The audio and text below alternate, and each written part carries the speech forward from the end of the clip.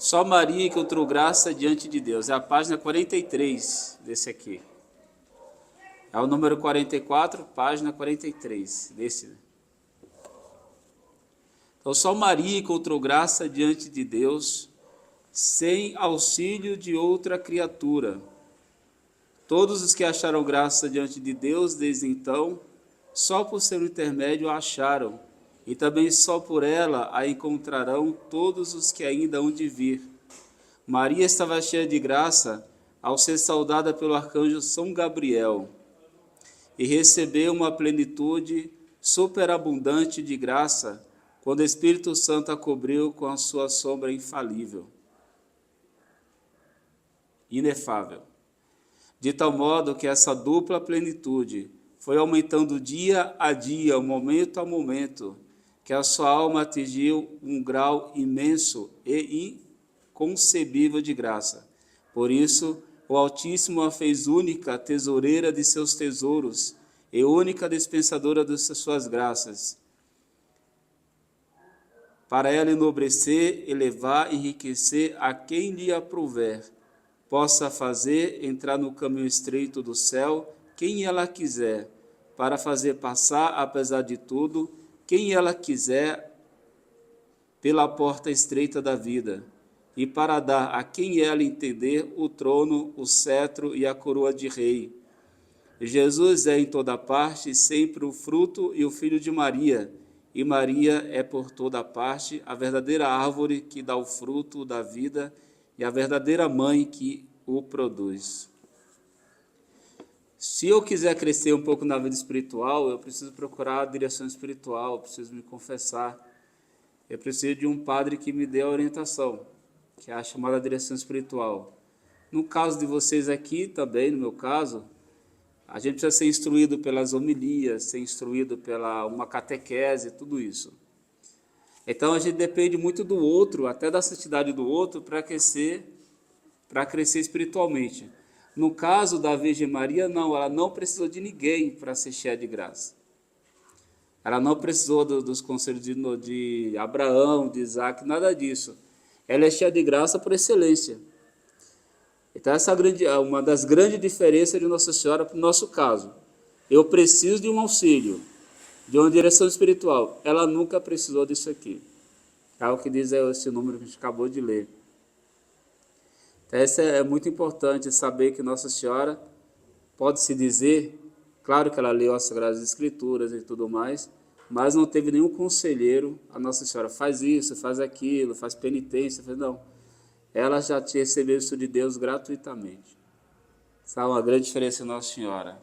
Então, só Maria tem a chave do tesouro da graça, porque, como a gente já falou incansavelmente, inúmeras vezes, que ela é a cheia de graça, e por isso ela é a tesoureira de todas as graças.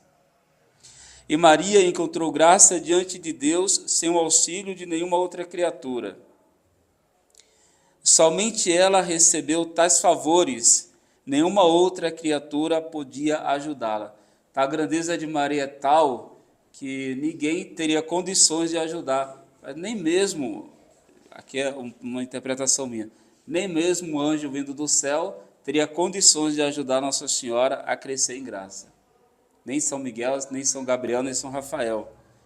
Então, nenhuma criatura teria condições de auxiliar essa boa mãe.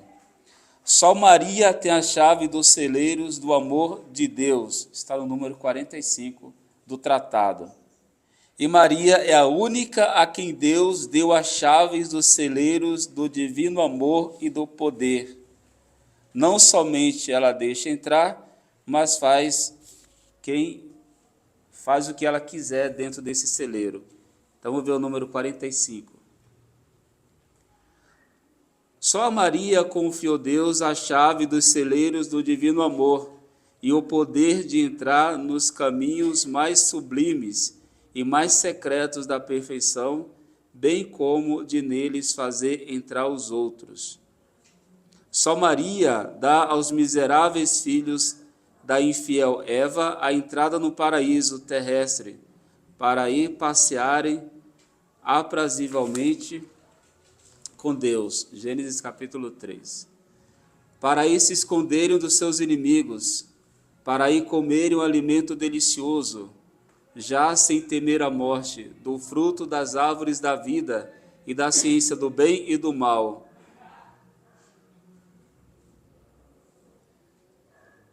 E beberem as grandes tragos as celestes águas da bela fonte que aí jorra abundantemente, ou melhor, visto se ela própria, esse paraíso terrestre, essa terra virgem e abençoada de onde Adão e Eva culpados foram expulsos, só acolhe em si aqueles e aquelas que lhe apraz para os tornar santos. Seguindo, todos os ricos do povo, para me servir da expressão do Espírito Santo, segundo a explicação de São Bernardo, suplicarão a vossa face pelos séculos afora, e especialmente no fim do mundo, isto é, os maiores santos, as almas mais ricas em graça e em virtude, serão as mais assíduas em orar à Santíssima Virgem e em ter sempre presente como perfeito modelo que desejam imitar e o poderoso auxílio que as pode socorrer.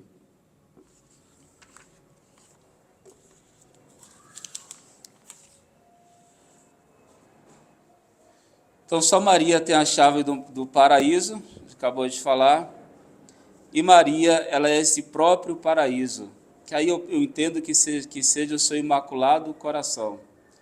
Então, quem quiser de fato entrar no paraíso e ali beber das delícias da graça, tem que entrar no coração da Virgem Santíssima, ou seja, ser devoto do Imaculado Coração de Maria. Ela é esse paraíso que a gente acabou de ler. Aquele paraíso do Éden, que Eva foi expulso, Adão também, que era cheio de delícias, agora a gente encontra esse paraíso em Maria, que seja o verdadeiro devoto de Nossa Senhora. Eu vou correr porque o assunto aqui é mais importante.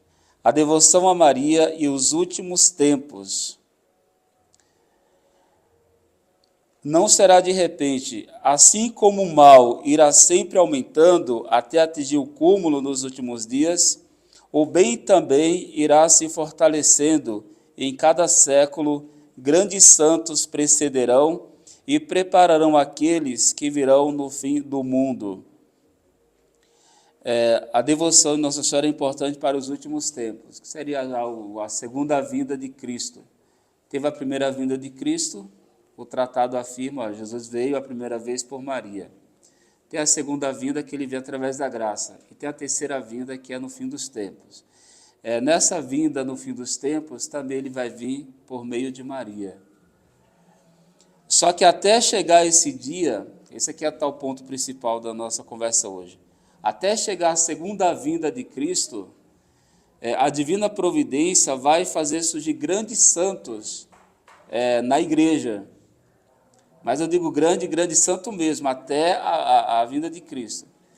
Ao mesmo tempo que o mal vai aumentando, e a gente sabe que está acontecendo, Deus vai fazer surgir grandes santos.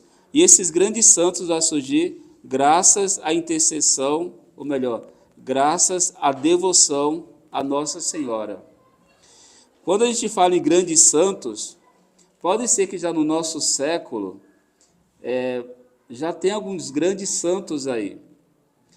E quando eu digo grandes santos, não quer dizer aquele santo que vai estar assim exposto, que vai estar nas redes sociais. Pode ser. Esses padres e essas freiras que hoje estão nas redes sociais pregando a palavra de Deus, que é muito bonito, é louvável, e eu não duvido da santidade deles, só que eles estão na vida pública. Eu acredito que esses grandes santos vai estar mais na vida oculta, escondidos, não sei, pode discordar de mim ou concordar. Você já teve a graça de visitar o Carmelo? Você entra ali no Carmelo e vai falar com aquelas mulheres que estão ali, por amor a Jesus Cristo, são grandes santas. Quem conhece a vida delas? Quem sabe das virtudes delas? E são grandes devotas de Nossa Senhora. Então são grandes santas, eu entendo, que ninguém nunca vai saber da existência delas, porque resolveram ficar lá escondidas. e que podem ser grandes devotas de Nossa Senhora que Deus já está suscitando para combater o mal do nosso século. Pode acontecer. Eu acredito muito nesses grandes santos, os monges, por exemplo. Já teve a graça de visitar o mosteiro? Esses homens e essas mulheres ficam lá o tempo todo só rezando. Não tem tempo para pecar, graças a Deus. E aí Deus vai trabalhando na vida deles, são grandes devotos que vai surgir aí no fim dos tempos para pronunciar a vinda do Messias, a sua segunda vida, mais conhecida como uma segunda vida, para julgar os vivos e os mortos. Então, de repente aqui, nessa preparação para a consagração, Deus, na sua divina providência, ou em outra paróquia, que tem muitos padres dando curso nesse período de consagração, pode ser que daqui surja grandes santos. Pode ser, eu acredito nisso. Você está aí ouvindo essa aula, está lendo o tratado fala disso, e de repente Nossa Senhora pode te usar para ser esse grande santo, ou essa grande santa, para o nosso século. Eu acredito nisso também. E eu volto a repetir que essa consagração não pode ser a mesma coisa que foram os anos o ano passado, o ano retrasado. Tem que ter um tom diferente esse ano. Mas quando se fala assim de ser um grande santo, a gente pode fazer um itinerário sobre a santidade, mas nós temos que fazer um propósito com Deus e com a Virgem Santíssima. De repente eu não seja esse grande santo, que a divina providência colocou no mundo. Não sei. Não sei se vai ser eu, não sei se vai ser você. Mas uma coisa é verdade. Se você procurar andar em estado de graça, isso é um passo muito largo para ser um grande santo. O que é um santo? É aquele que vive em estado de graça, sem pecado mortal. Esse é o grande santo. Não tem que ter aquela ideia de que o grande santo vai ser um grande pregador. Por isso que eu digo que de repente são essas freiras. Ele não tem que ser um grande pregador, ele não tem que fazer grandes milagres, ele não tem que dar um sermão assim e converter uma multidão, como grandes santos tiveram esse dom. Ele não tem que ter o dom da bilocação, ressuscitar mortos, não. De repente, esse grande santo, repita-se, é aquele que está procurando viver em estado de graça, sem cometer pecado mortal. Esse é o amigo de Deus, esse é o justo, que Deus está do lado. Pensa nesse ponto aí. Essas grandes almas, cheias de graça e de zelo, serão escolhidas para se opor aos inimigos de Deus que se agitarão de todos os lados. Serão seguramente devotos da Santíssima Virgem, esclarecidos pela sua luz, alimentadas com seu leite, conhecidas pelo seu espírito, sustentadas pelo seu braço e guardadas sob a sua proteção, de modo que hão de combater com uma das mãos e edificar com a outra. Com uma combaterão, derrubarão, esmagarão os heréticos com suas heresias, os cismáticos com os seus cismas, os idólatras com sua idolatria e os pecadores com suas impiedades. Com a outra mão edificarão o templo do verdadeiro Salomão e a mística cidade de Deus, ou seja, a Santíssima Virgem, que pelos santos padres foi chamada Templo de Salomão e Cidade de Deus. Levarão todo o mundo por suas palavras e exemplos a verdadeira devoção, o ódio de muitos, mas também lhes trará muitas vitórias e muita glória para Deus. Para Deus só, é isso? Foi o que revelou Deus a São Vicente Ferrer, grande apóstolo do seu tempo, que claramente o edificou numa das suas obras. É o que o Espírito Santo parece ter predito no Salmo 58 por essas palavras: o Senhor reinará em Jacó e em toda a terra. Converter-se-ão pela tarde, sofrerão fome como cães, e hão de andar à volta da cidade para encontrar de comer.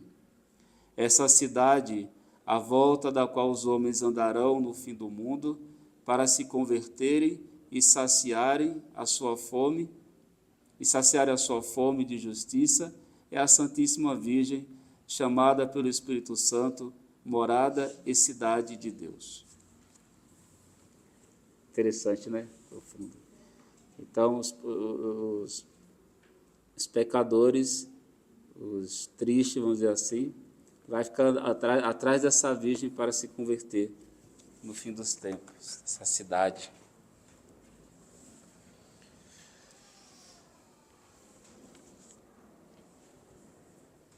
Então, para acolher nosso Senhor é necessário um templo. Maria é esse templo.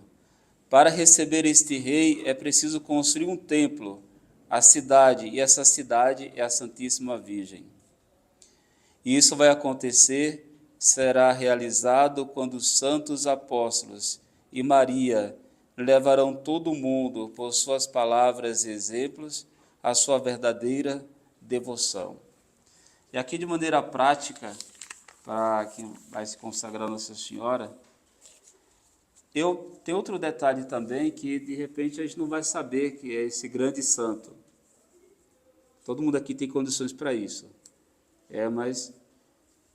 Mas se a gente já começa assim no nosso meio, começar a falar mais de Nossa Senhora, é grande coisa. Um verdadeiro devoto de Nossa Senhora fala de Nossa Senhora, propaga a sua devoção, faz exatamente isso que a gente acabou de ler. E talvez sirva aí como exame de consciência, tá? Cada um é livre. Como que está o seu apostolado mariano? Está falando de Nossa Senhora? Uma pessoa vem pedir seu conselho, você está falando de Nossa Senhora? Eu não sei.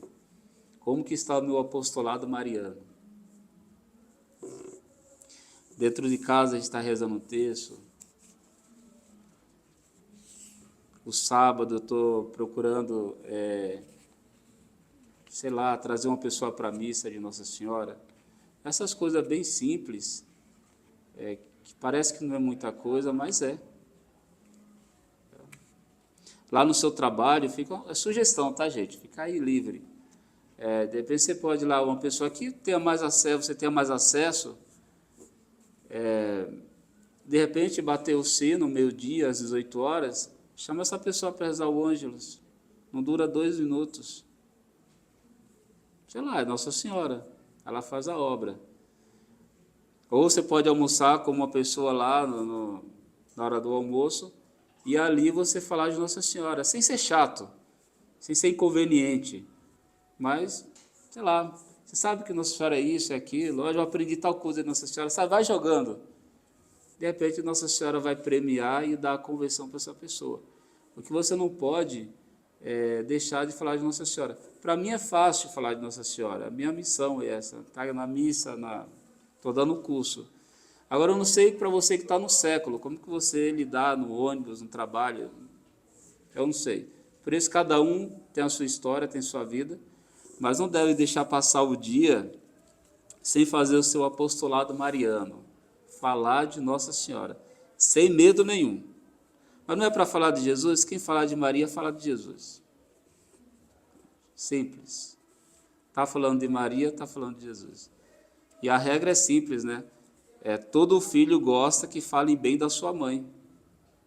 Todo filho gosta. Você está falando bem da mãe de Jesus, você está agradando Jesus Cristo.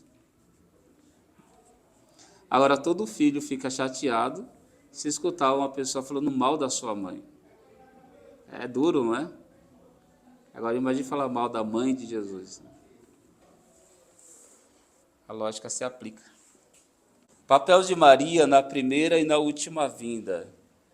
Existem essas duas semelhanças que a gente acabou de falar.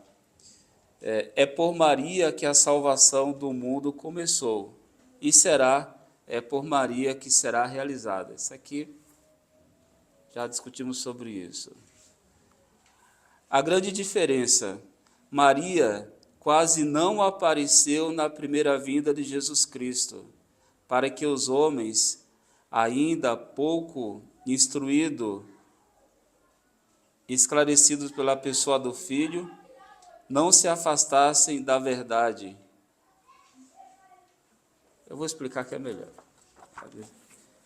É que o texto é tão bonito, eu queria ler o texto inteiro. Na verdade, o tratado fala isso, né? No primeiro instante, na primeira vinda de Cristo, se falava de Nossa Senhora, se falava, mas não tanto quanto hoje. A figura de Nossa Senhora era oculta. E aí o tratado e o livro aqui explica muito bem por quê. Se o Espírito Santo tivesse exposto Nossa Senhora, ela, por ser cheia de graça, ela é tão bela, a graça atrai tanto, que corria o risco dos primeiros cristãos cometer o pecado de idolatria.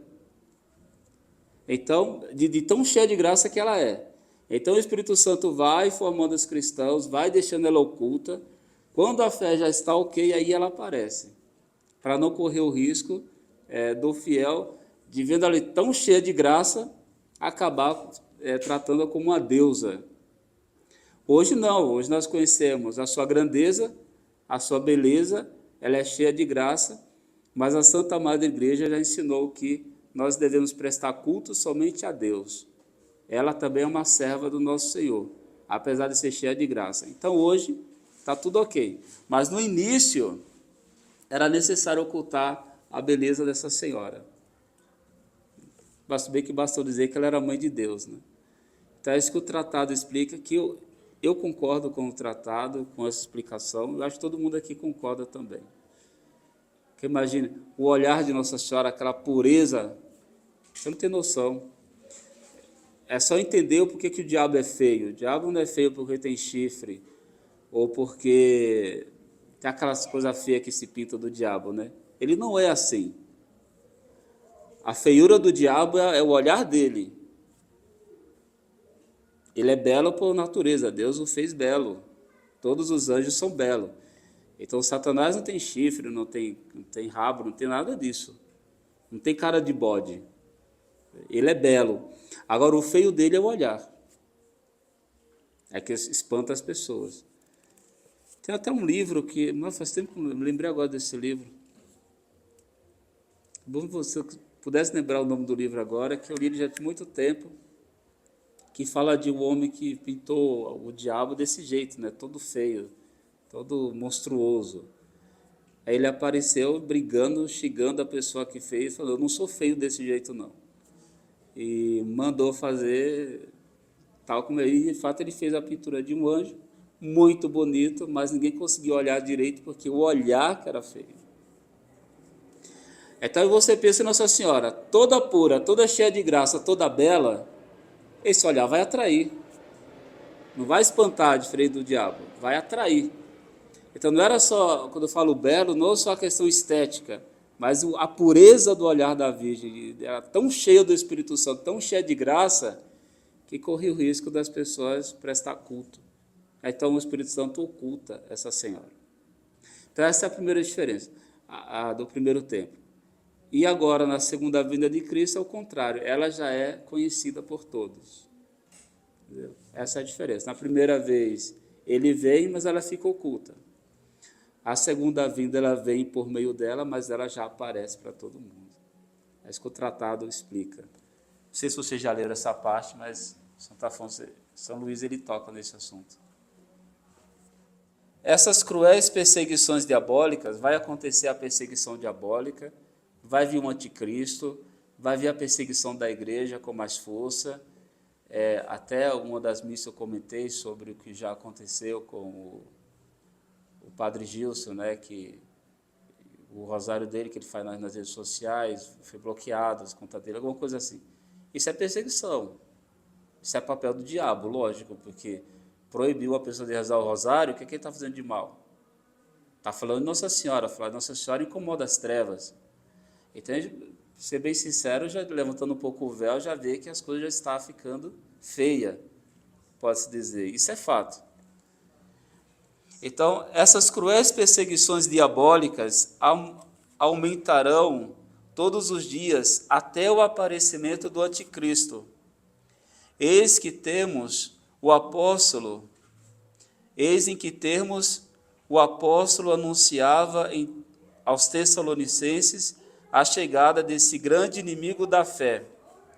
Presta atenção. que ninguém os engane de maneira alguma, vos levando a acreditar está próximo o dia do julgamento, porque primeiro chegará a apostasia de grande número, e se manifestará o homem do pecado, o filho da perdição, o adversário que se levantará contra tudo que é chamado Deus ou honrado em um culto, chegando até a sentar-se no santuário e se apresentar como se fosse Deus. Santo Agostinho, porém, vê no anticristo não uma pessoa particularmente, mas uma multidão dos inimigos de Cristo. Os outros padres neles veem um homem tão facínora que o pecado estará, por assim dizer, encarnado nele.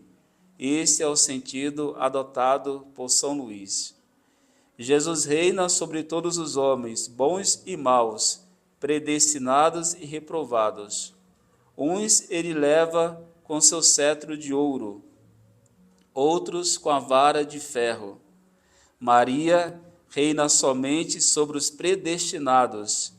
Ela os sustenta com sua graça e os anima com seu espírito. E será ela, na realidade, que poderá se opor ao anticristo, o chefe dos reprovados, o suporte e animador da luta e da revolta. Não sei se entenderam isso aqui, o Monsenhor já até comentou sobre isso, que Cristo ele reina sobre todos, os condenados e não condenados, os pecadores e os justos. Isso é o poder de Cristo. Nossa Senhora não, ela reina somente sobre os predestinados, que ela é a mãe da misericórdia. Ela não fará justiça, Nossa Senhora. Quem faz justiça é Cristo. Ela distribui a misericórdia, mas nunca a justiça. Lembra que a gente falou sobre isso aqui? Então, mesmo quando apareceu o anticristo, Cristo continua sendo o rei até do anticristo, que ele é Deus, Jesus é Deus. Nossa Senhora não. Nossa Senhora não tem acordo com o anticristo. E nem para com aqueles que vão seguir o anticristo. Ela protege única e exclusivamente os predestinados, os seus filhos, aqueles que Jesus é esse aqui, você protege. O obstinado não, para entender melhor, vou pegar com Santo Afonso Maria de Ligório, no seu livro Glórias de Maria. Ela é mãe dos pecadores, mas não dos obstinados. Qual a diferença? O pecador sempre tenta se converter, procurar fazer a vontade de Deus, peca, confessa, está lutando. Esse é o pecador. O obstinado é aquele que quer permanecer no erro. Então ela é mãe dos pobres pecadores que quer buscar a salvação. Ela não protege os obstinados, que é aquele que não quer mudar de vida de jeito nenhum. Então ela é rainha desse grupo, não é rainha dos obstinados. Embora que eu vou falar dessa forma, ela é mãe dos predestinados e dos condenados também, porque até os obstinados têm que prestar veneração à boa e eterna mãe, querendo ou não. E essa grandiosa batalha que se refere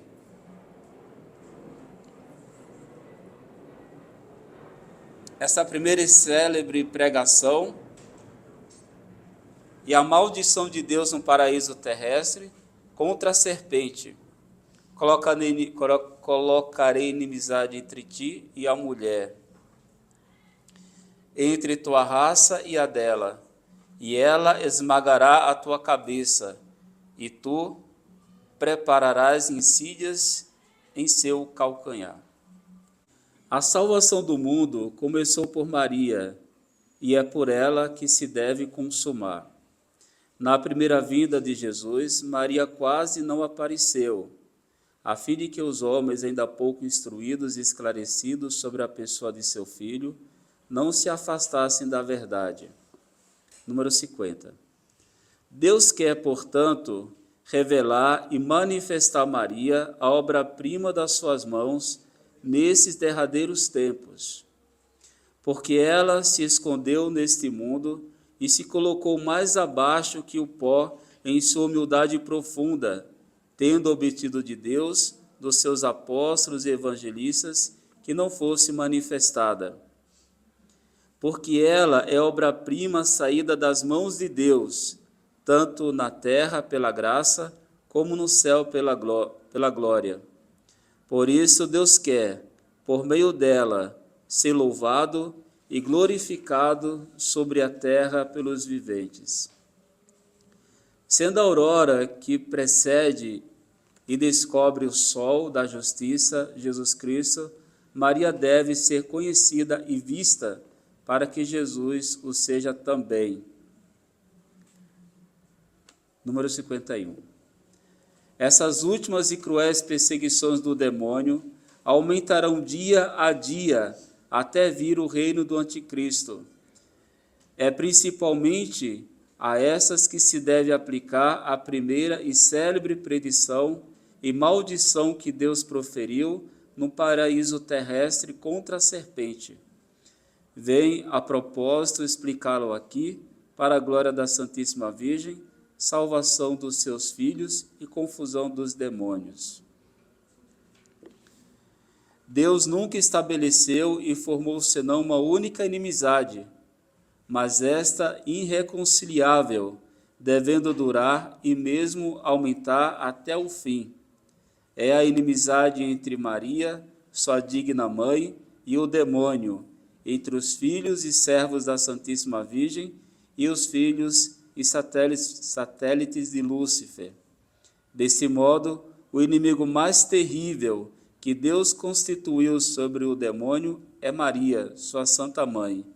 E Maria, ainda existindo apenas na mente de Deus, foi por ele dotada, desde o paraíso terrestre, de tanto ódio contra esse maldito inimigo, tanta diligência em descobrir a malícia desta antiga serpente, tanta força para vencer, aniquilar e esmagar este ímpio orgulhoso, que este a teme, não só mais que todos os anjos e os homens, mas, num certo sentido, mais que o próprio Deus.